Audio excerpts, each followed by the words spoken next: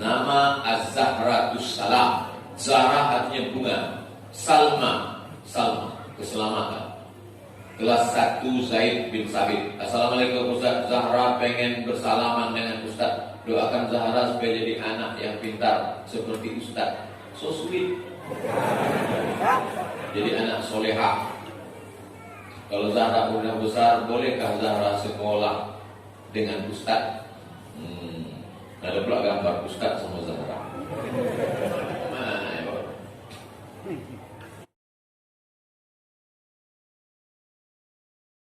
Waalaikumsalam warahmatullahi wabarakatuh.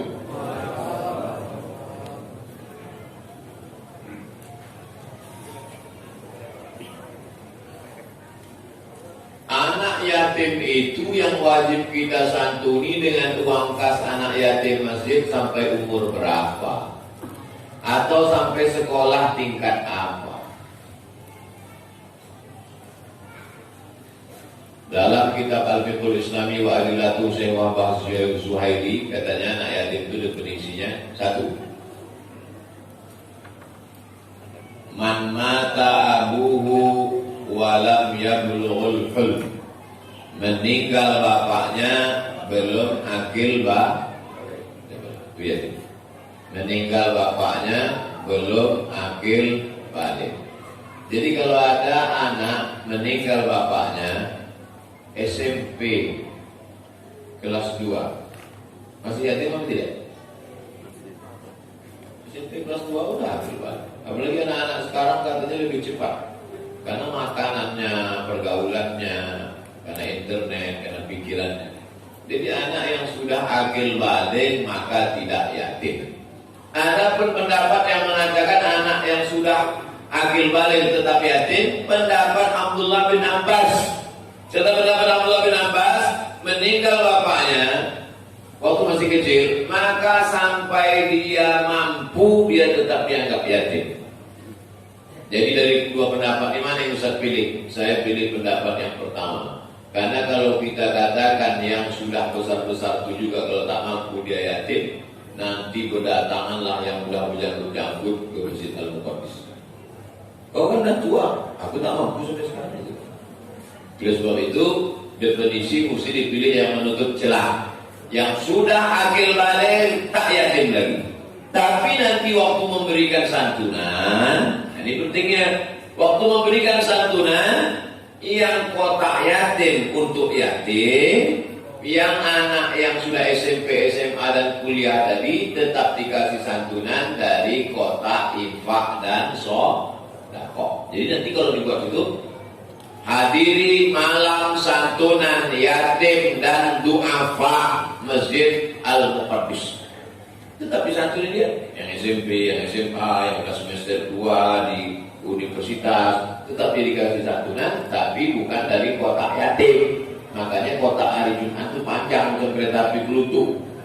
Ada kotak yatim, ada kotak MDA, ada kotak WC, ada kotak renovasi masjid, ada kotak yayasan tabung wakaf.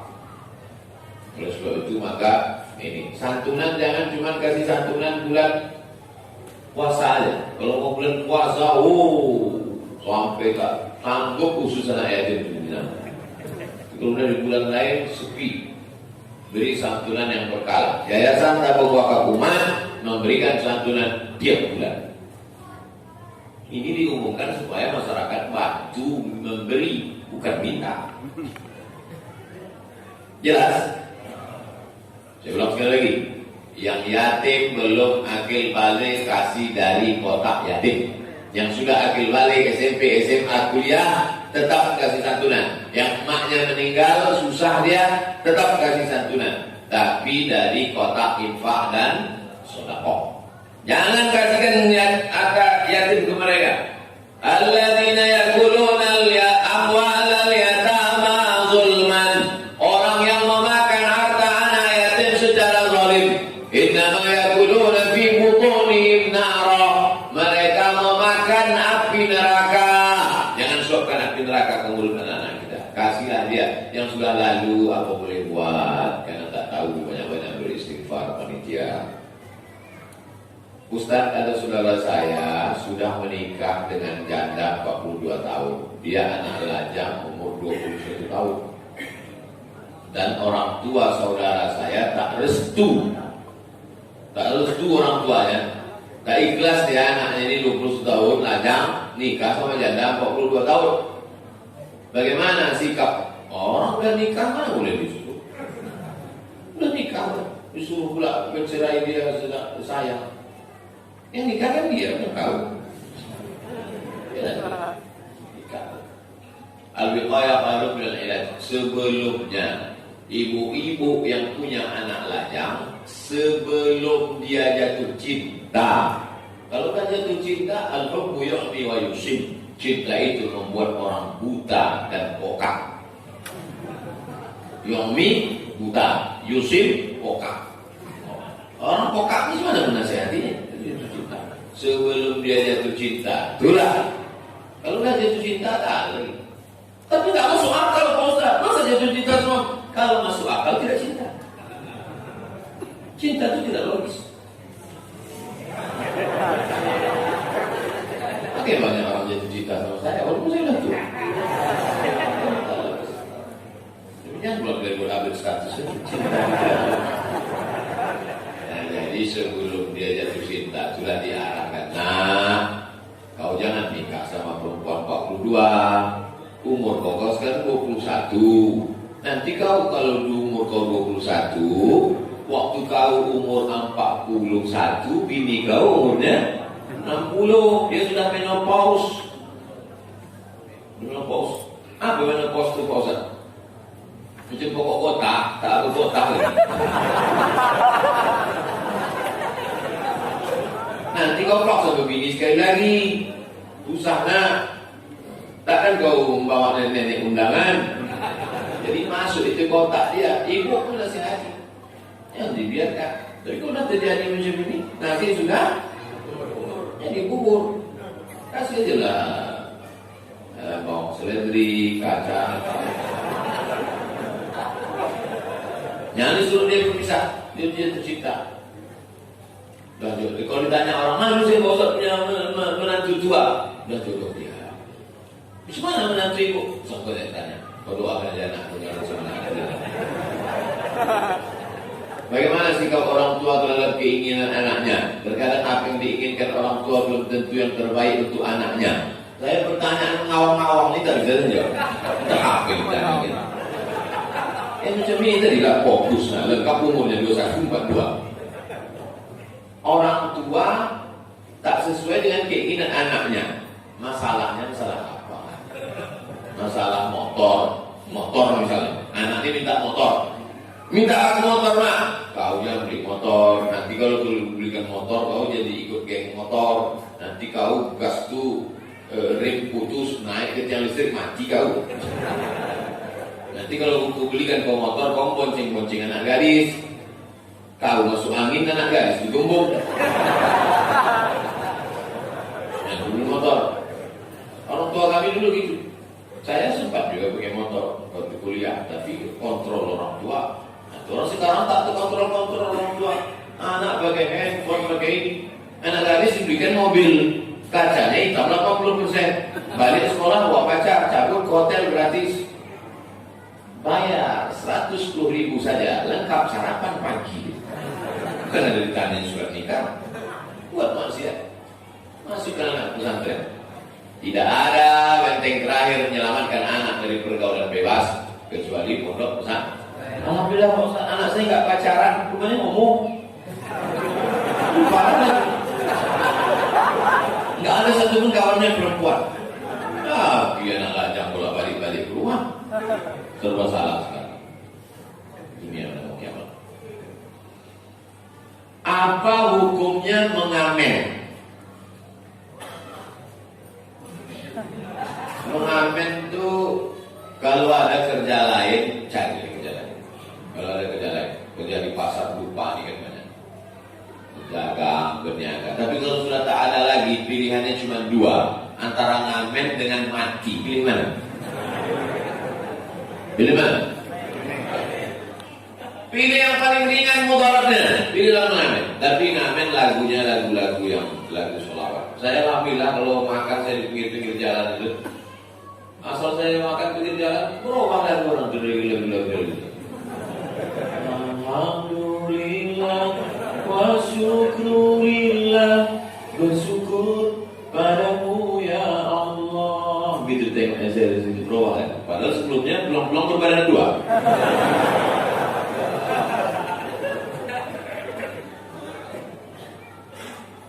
Halalkah uang yang dipakai lagunya lagu religi, dan dia pula tak ada minta-mintaan juga mengambilnya minta dipaksa. Asal lama duit itu keluar, buat suara mati. Apa tak ucap orang juga. Preman-preman. No. Kadang orang ngasih duit ini karena kasihan, ada juga orang ngasih duit ini karena telinganya. Wow. Belum lagi keluar lagu, api bosan. Di situ juga baru kita paham ternyata tidak semua orang yang doanya dikabulkan itu karena Allah sayang. Saya ini Pak Ustaz, bodoh apa setahun ingin punya anak, tak dapat anak. Kawan saya itu baru sebentar dah, filosofi ngamen. Ada orang yang kita dengarkan, wah lagunya 2 lagu, baru kita kasih berikan. Karena kita senang. Tapi ada kadang kita suka, baru keluar 2 kata. Dan begitu.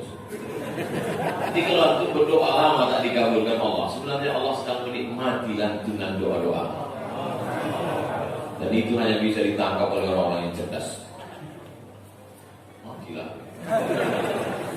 Itulah Baitul Muqaddis menjaga duit umat.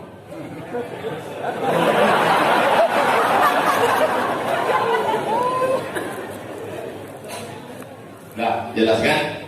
Kalau ada kerja lain, cari kerja lain. Tapi kalau tak ada juga, mengamen tapi lagunya yang lagu religi. Kita sudah selesai sholat, tinggal zikir, zikir, bukan J, ini zikir. Kita tinggal zikir.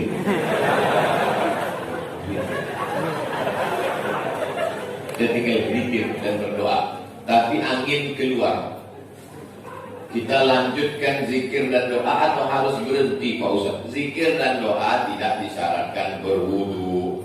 Bedakan antara rukun syarat dengan afdal tak afdal dengan batal tak batal. Kalau sholat syarat sahnya mesti wudu. Tapi kalau zikir, doa itu afdal tak afdal. Untuk supaya bisa membedakan mana rukun, mana syarat, mana wajib, mana sunat, mana afdal, mana tak afdal, belilah buku fikih Islam Sulaiman Rasyid, tipis 44.000 dulu, sekarang tak tahu harga mungkin naik. Sulaiman Rasyid ini orang Lampung, dapat gelar syahadah alamiah dari Al-Azhar Kairo Mesir tahun 1935. 10 tahun sebelum Indonesia merdeka, dia udah tamat Al-Azhar Kairo, orang Lampung. Jabatan terakhirnya pernah jadi rektor YIN. Hebat orang Indonesia. Mazhabnya Syafi'i. Fikih Islam Sulaiman Rasyid, untuk pemula, untuk ibu-ibu, bagus supaya tahu mana rukun, mana syarat, mana wajib, mana sunat. My name is Zuhdi. I'm student Ponpes Darul Khair. Ingin bertanya, apa hukum keutamaan dan manfaat membaca talqin mayat? Talqin itu ada 2. Talqin ketika hidup, talqin sesudah mati. Talqin ketika hidup tak ada ikhtilaf. Orang yang mau sakratul maut, laqinu mautakum. Talqinkan orang yang mau meninggal dunia ke telinga sebelah kanan, la ilaha illallah. Telinga sebelah kanan. Yang mentalqinkan 1 orang saja. Jadi kalau anaknya 10, jangan 10 yang mentalqinkan.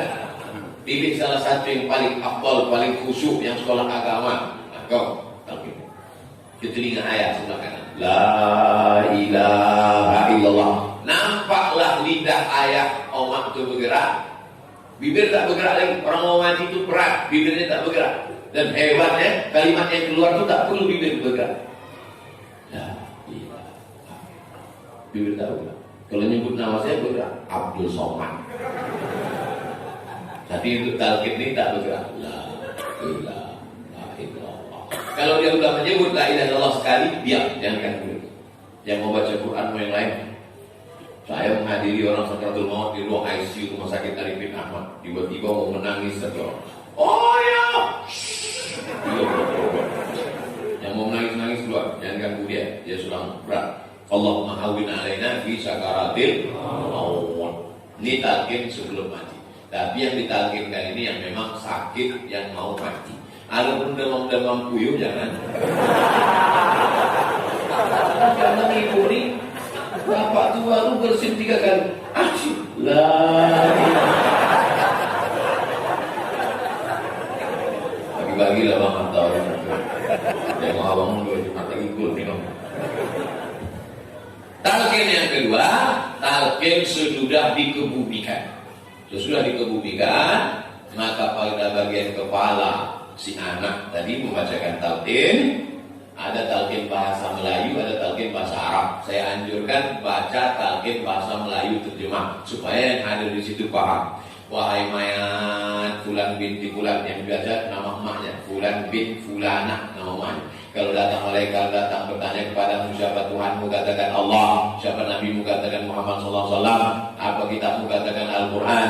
Mati itu benar, azab kubur itu benar, al-mautu haq, wa azabul haq, wa naru haq, wal jannatu haq. Di Pekanbaru masih ada baca talqin lagi. Saya ulang sekali lagi. Orang Pekanbaru masih ada baca talqin mayat sudah mati. Masih? Yang masih dilanjutkan.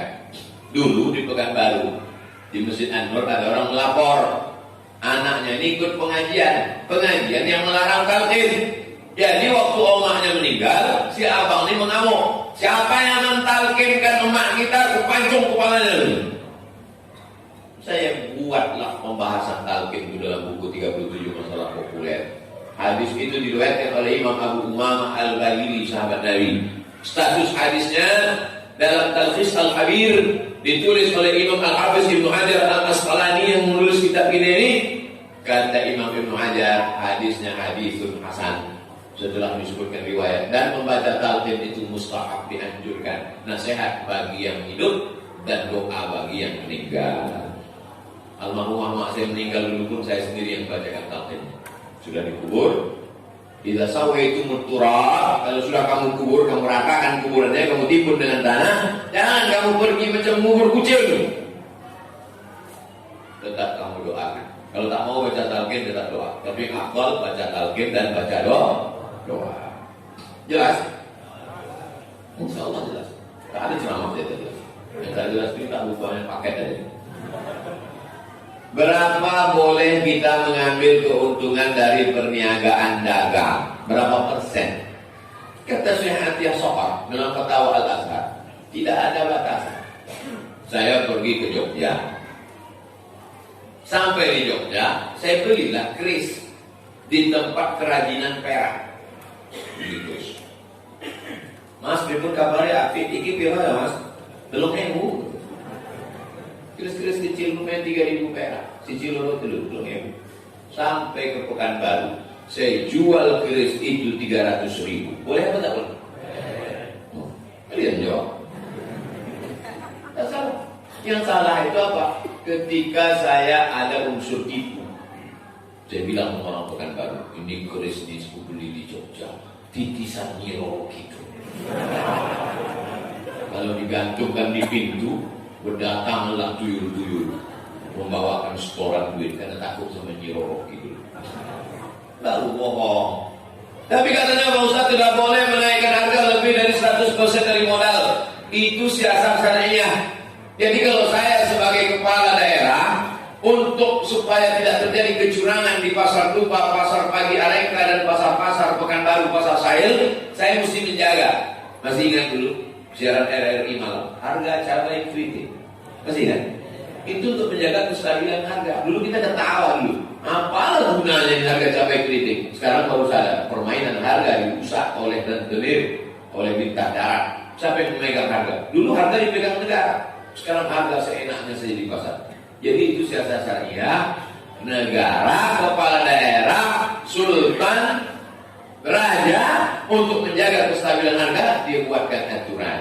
Adapun aturan aslinya, harga innamal bai'u an taradin, jual beli itu sama-sama ridho. Ridho yang menjual barangnya Ridho yang membeli batu. Kalau emas dia lagi standar batu cincin. Batu cincin kadang harganya tidak masuk akal. Betul?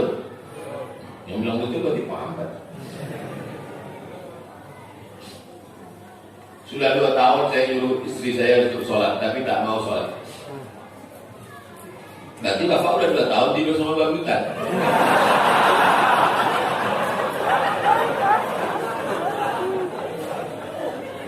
Saya bangunkan untuk tahajud tapi malah membentak-bentak. Apa yang harus saya lakukan Pak Ustaz? Apa yang harus saya lakukan? Faizun, kasihlah dia nasihat, bawa dia ruqyah ke Al-Falaq. Entah dimasuki nyiblong, masuki jembalan tanah. Faizun, kasih dia nasihat, kasih nasihat. Mintakan doa dari buya-buya. Pergi ke Buya Alaidin, mursyid tarekat Naqsabandiyah, biar dibaca-bacakannya ayat. Kalau bapak mau buka cabang udah buka. Tapi mesti izin dia. Tak ada lain nasihat. Ar-rijalu qawwamuna 'alan nisa. Laki-laki itu meluruskan perempuan, diluruskan ini ibu. Tapi ini dari awal, tapi ini kan sudah terjadi. Kalau awal kalian yang masih lajang-lajang ini, carilah perempuan yang sholat. Kaya. Dari mana tahu? Cincinnya 4 biji. Mana? Anting-anting dari hidung sampai ke telinga. Itu. Macam mana anak muda yang pakai dompet peranting dan dompet depan sampai ke kunci mobil, kunci motor. Kaya, cantik, anak pejabat, anak pegawai Pemprov. Mau tak? Tapi tak sebanyak. Sepenanggungan kan sama bapaknya.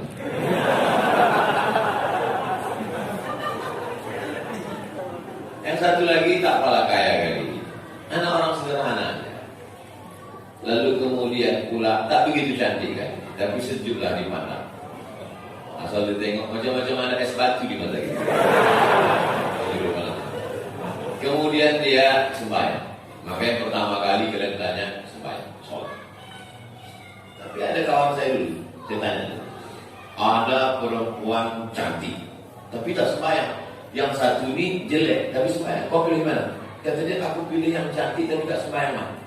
Kenapa begitu? Karena yang cantik ini bisa berubah jadi sembahyang, yang jelek ini tak bisa berubah. Kawan saya dulu. Jadi logikanya macam-macam. Betul. Kenyang singgung. Manusia ini kepalanya sama hitam, isinya macam-macam. Saya seorang pelaku usaha bidang properti. Properti ini rumah-rumah, bukan jual rapor. Saya bekerja sama dengan salah satu bank syariah milik pemerintah, yang mana menurut penjelasan dari pihak bank, segala sistem yang mereka jalankan sudah sesuai fatwa Dewan Syariah Nasional. Akan tetapi pada draft akad saya masih menemukan ada pasal denda dalam akadnya. Mohon penjelasan Pak Ustaz. Denda dalam bank konvensional dipakai untuk gaji karyawan.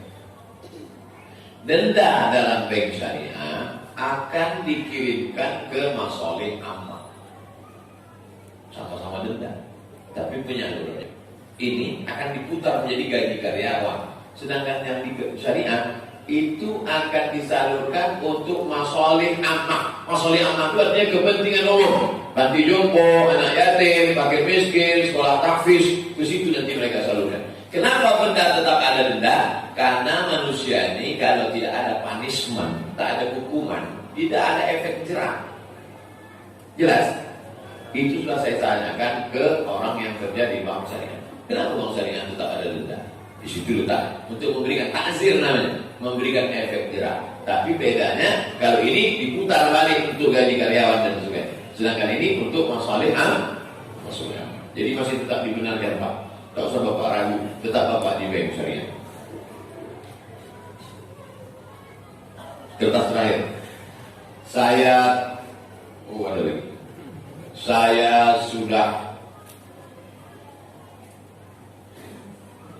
berpisah dengan suami saya 2 tahun lebih, dia pergi tanpa kabar. Terus dia pergi tanpa kabar. Sesudah itu dia balik lagi. Sesudah 2 tahun tak ada kabar lagi, balik dia datang lagi. Apakah dia masih sah suami saya? Masih? Ada mana tidak? Ikhtilaf nampaknya ulama mazhab. Selama si suami tidak menjatuhkan talak, maka itu masih istrinya. Setuju? Ada yang lain? Ada satu lagi. Selama istri tak menggugat ke pengadilan, terima maksud nafkah tadi. Karena si suami sudah diikat dengan syarat ta'liq. Kalau suami saya tidak memberikan nafkah zahir dan batin selama 6 bulan lamanya, lalu istri melapor ke pengadilan agama, tapi selama 2 tak terwujud, istri tak ada melapor ke pengadilan, suami tak ada menjatuhkan talak, maka statusnya tetap istri. Jelas? 2 yang menyebabkan putus. Suami menjatuhkan atau istrinya menggugat ke pengadilan, dijatuhkan hakim, putus, balik lagi apa? Kalau ada begitu, balik lagi si laki-laki tadi sudah 2 tahun. Oh, tunjukkan suami kau yang baru lebih ganteng. Nah bang, ini dia bang. Nah kok tinggal nanti kemarin. Nama Az-Zahratus Salam. Zahra artinya bunga. Salma, keselamatan. Kelas 1 Zaid bin Sabit. Assalamualaikum Ustaz, Zahra pengen bersalaman dengan Ustaz. Doakan Zahra supaya jadi anak yang pintar seperti Ustaz. So sweet. Jadi anak solehah. Kalau Zahra udah besar, bolehkah Zahra sekolah dengan Ustaz? Ada pula gambar Ustaz sama Zahra. Mana ya Pak?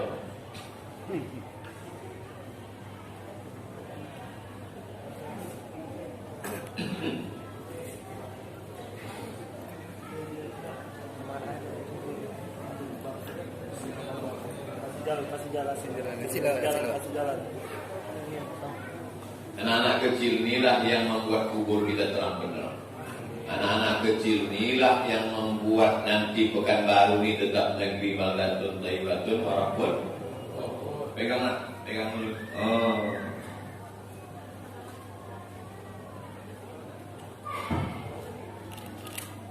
Kelas berapa udah? Kelas 1. Baca Fatihah.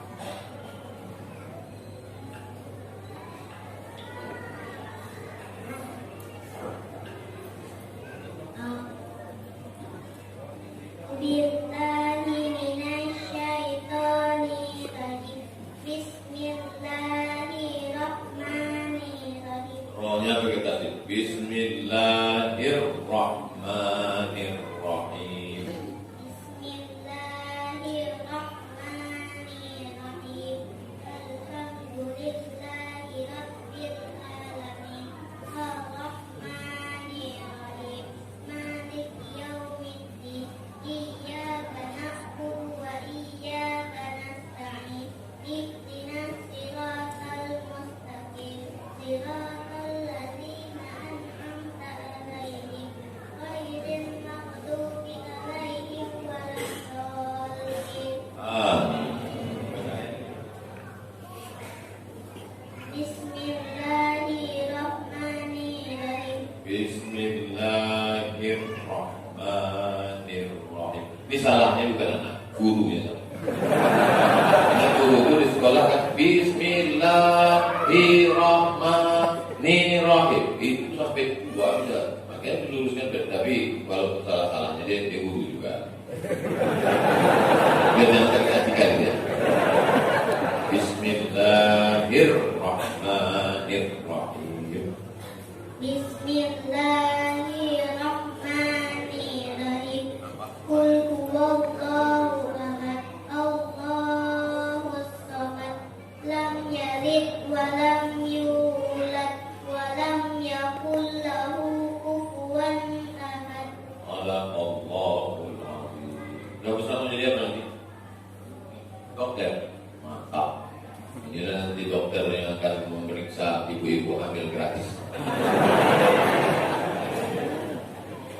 Zahra nanti jadi dokter SPOG spesialis kandungan. Supaya jangan sampai perempuan Pekanbaru diperiksa dokter laki-laki. Nah, bini awak belajar orang. Ya. Banyak sekarang perempuan-perempuan krisis dokter perempuan. Ya Allah, tabarakallah. Jadi anak soleh-soleh afdal. Amin. Ya Allah. Di akhir majlis mari kita sama-sama membaca doa supaya anak-anak kita jadi anak soleh-soleh. Al-Fatihah.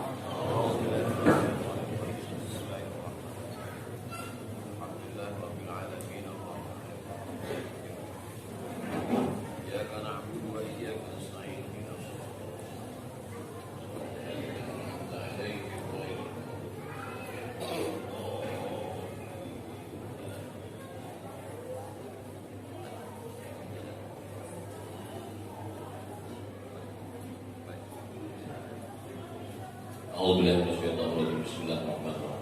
Alhamdulillahirabbil alamin wassalatu wassalamu ala asyrofil anbiya'i wal mursalin wa ala alihi wa sahbihi ajma'in.